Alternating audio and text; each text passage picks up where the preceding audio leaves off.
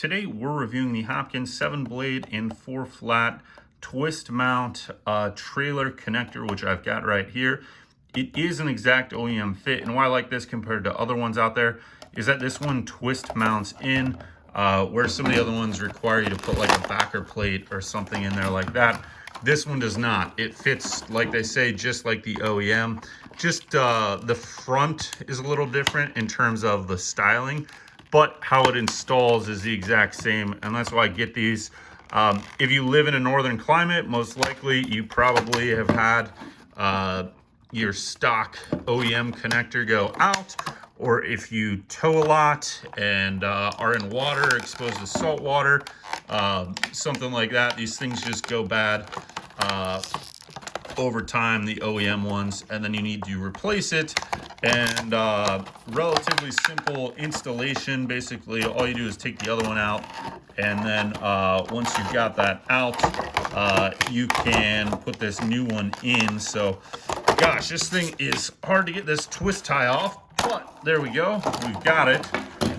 And show you the reason why I like this one. And here's the reason why.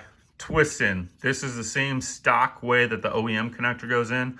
It twists in, so it's very easy to install. And then what's nice about this one is it has the 7-pin. It's got a little gasket here, and then you also have the 4-pin. So if you have issues with your 4-pin, then you could go to the 7-pin, which I like. Or there's a lot of things when you're using just a smaller trailer, they don't require the 7-pin, and that's going to save, in my opinion, your 7-pin from getting used and abused and failing, because then you've got really two options. You could always get an adapter for the 7-pin down to 4, or you could just use this 4-pin, and then when that goes out, you could give the 7-pin to 4 a try.